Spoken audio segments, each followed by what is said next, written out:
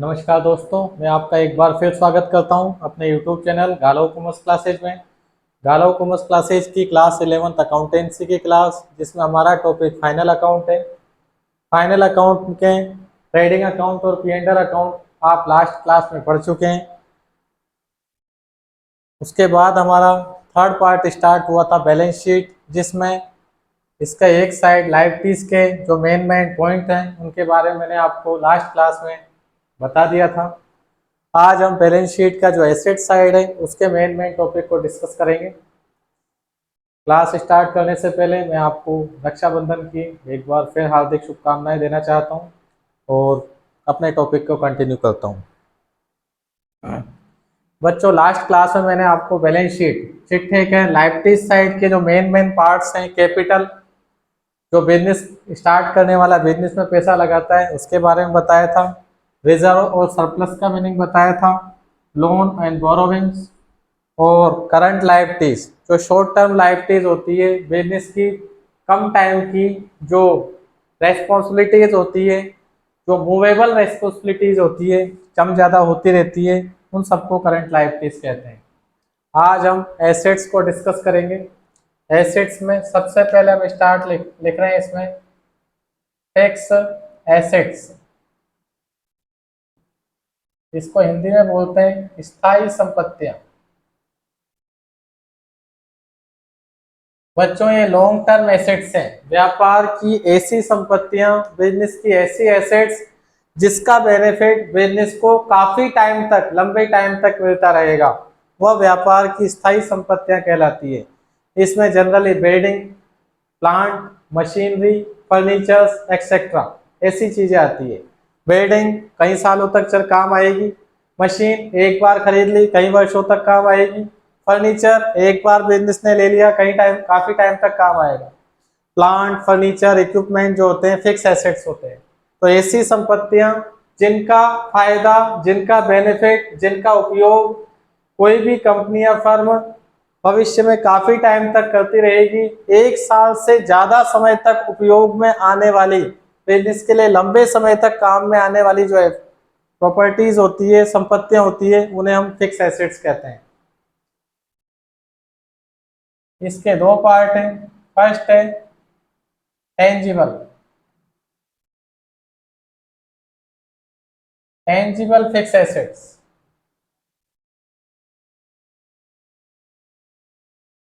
Tangible fixed assets, tangible का मतलब दिखाई देने वाली, दृश्य संपत्तियां, दिखाई देने वाली।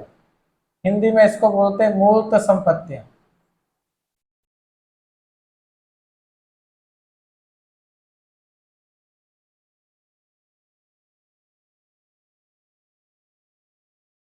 टेंजिबल फिक्स एसेट्स, दिखाई देने वाली, land, building, plant, machinery, furniture etcetera, ये सब हमें दिखाई देते हैं। बिजनेस की ऐसे एसेट्स जिसका बेनिफिट बिजनेस को कई टाइम तक मिलता रहेगा, लंबे समय तक जो बिजनेस के काम आएगी, वो फिक्स एसेट्स है। उसमें ए पार्ट है स्थायी, मूर्त स्थायी संपत्तियां जो दिखाई देती है, टेंजिबल फिक्स एसेट्स। और बी पार्ट है इनटेंजिबल,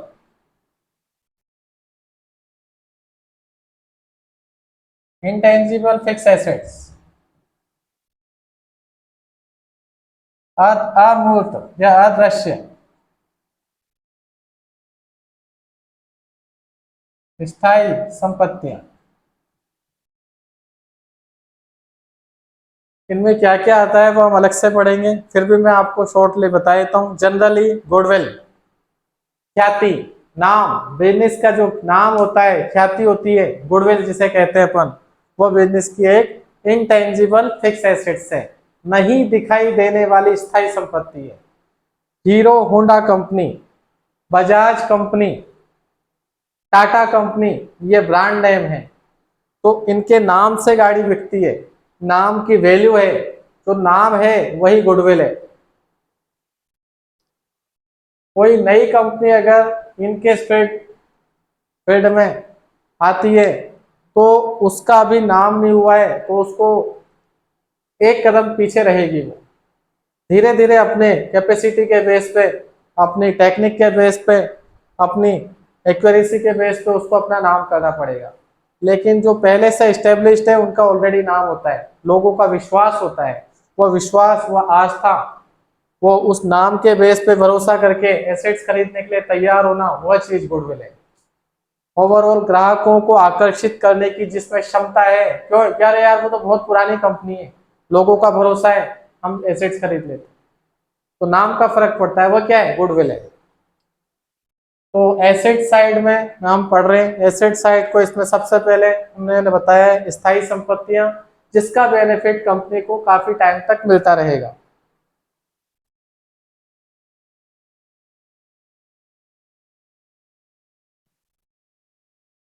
इसके बाद करंट एसेट्स,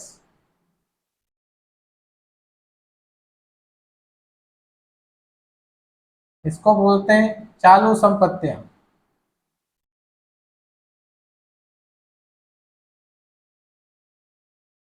करंट एसेट्स ऐसे एसेट्स जिसका बेनिफिट कंपनी को शॉर्ट टर्म में मिलता है, कम टाइम में ही मिलता है, जो चेंज होती रहती है। बिल्डिंग एक बार खरीद ली हमेशा रहेगी, फिक्स एसेट्स। स्टॉक आपने खरीद लिया, वो धीरे धीरे कम होगा, फिर दोबारा खरीद लोगे, फिर बढ़ जाएगा, फिर कम हो जाएगा, करंट एसेट्स। ऐसी एसेट्स जिसको कम, जो कम या ज्यादा होती रहती है, चेंज होती रहती है, वो करंट एसेट्स होती है। और ऐसी एसेट्स जो एक बार ले ली, कई टाइम तक, काफी टाइम तक चलती रहेगी, वो फिक्स एसेट्स होती है। तो करंट एसेट्स में जनरली स्टॉक, स्टॉक जिसको हिंदी में माल बोलते हैं, जिसका हम बिजनेस कर रहे हैं, जिसमें रॉ मटेरियल भी हो सकता है, तैयार माल भी हो सकता है, उसकी डिटेल में जब इनको हर टॉपिक को अलग अलग डिस्कस करूंगा तब बताऊंगा। ये चेंज होता रहता है स्टॉक। लायबिलिटीज साइड में मैंने क्रेडिटर्स पढ़ाए थे। क्रेडिटर्स का मतलब जिनसे हमने उधार खरीदा है, जिन्हें हमें पेमेंट करना है, वो हमारे क्रेडिटर्स थे। ऐसे ही बिजनेस भी तो किसी को उधार दे सकता है, तो अगर बिजनेस किसी को उधार दे देता है तो उससे बिजनेस को पैसे लेने, तो बिजनेस के पास पैसा आएगा, तो सामने वाला जिससे बिजनेस को पैसे लेने, वो उसका क्या होगा, डेटर्स,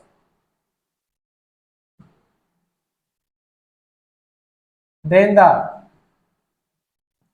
बिजनेस जिनको पैसे चुकाएगा वो तो क्रेडिटर्स हैं, लेकिन बिजनेस को जिनसे पैसे लेने, वो बिजनेस के क्या है, देनदार। तो बिजनेस की प्रॉपर्टी है, एसेट्स है।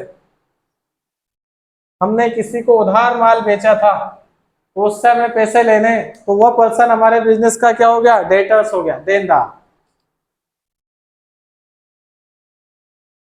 जब वो पैसे दे देगा, डेटर कम हो जाएंगे, फिर दोबारा हम उधार माल बेचेंगे, डेटर फिर बढ़ जाएंगे, तो फ्लक्चुएशन होता रहता है। कैश इन हैंड और कैश एट बैंक, ये भी आपके क्या होती है, करंट एसेट्स होती है। हमारा जो कैश है प्लस माइनस होता रहता है, बैंक का बैलेंस प्लस माइनस होता रहता है, फिक्स नहीं रहता है, इसलिए ये करंट एसेट्स का पार्ट है।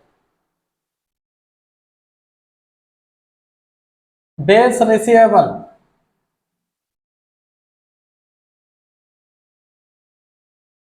बिल्स रिसीवेबल बीआर, ये हमारे लिए करंट एसेट्स है। किसी से हमें पैसा लेना है, उसने एक पेपर पे लिख के दे दिया, इतने प्रोमिसरी नोट दे दिया कि इतनी तारीख को मैं आपको पेमेंट इतने रुपए कर दूंगा, तो वो हमारे लिए क्या है, बिल्स रिसीवेबल, एसेट्स है। उस बिल के बेस पे हम उससे पैसा मांग सकते हैं। ऐसे ही बिल्स पेबल करंट लायबिलिटीज होता है।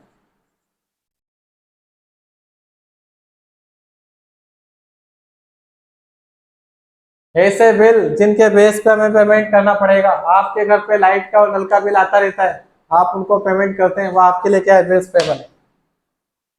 और आपने वाटर सप्लाइंग कंपनी खोल रखी है, आप किसी को वाटर सप्लाई करते हैं, तो आप सामने वालों को बिल भेजोगे जो आपको पेमेंट करेंगे उसका, तो आपके लिए वह चीज क्या हो जाएगी, बिल्स रिसीवेबल। एक इलेक्ट्रिसिटी कंपनी के लिए लाइट का बिल बिल्स रिसीवेबल है, और एक कस्टमर के लिए लाइट का बिल क्या हो जाएगा, बिल्स पेबल हो जाएगा।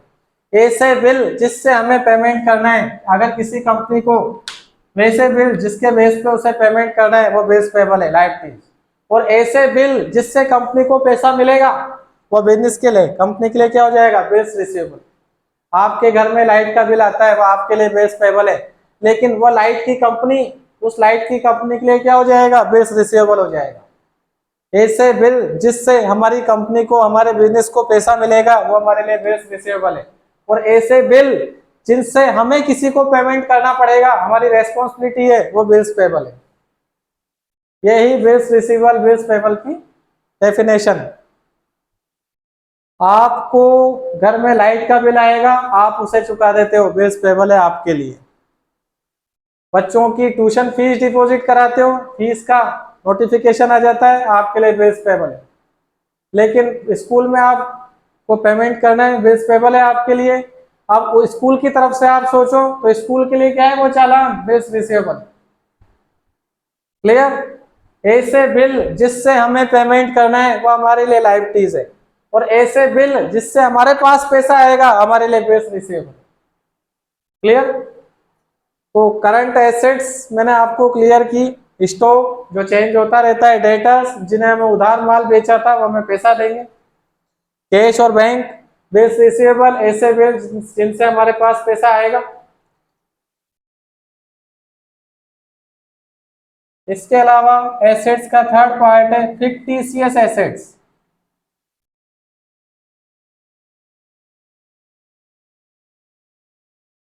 फिक्टिशियस एसेट्स, इसको हिंदी में बोलते हैं काल्पनिक संपत्तियां।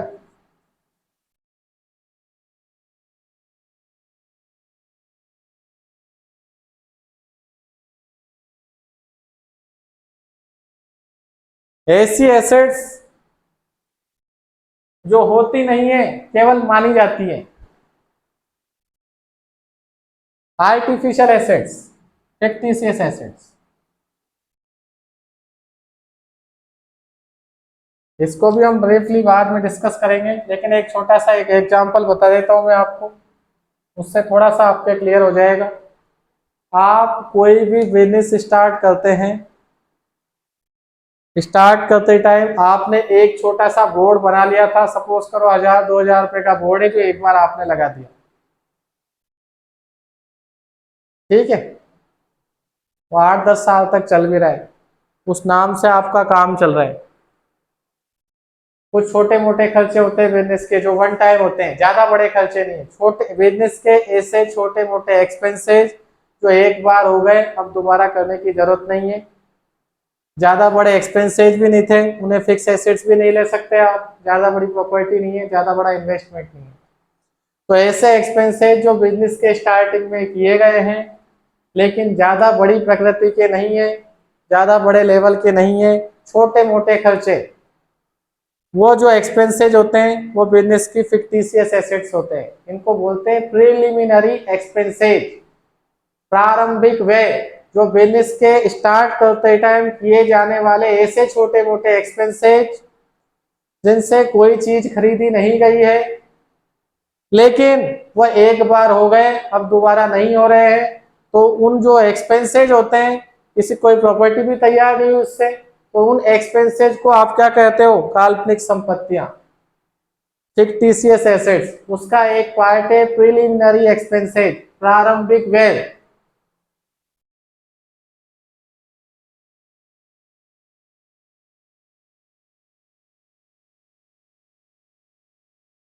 प्रारंभिक व्यय,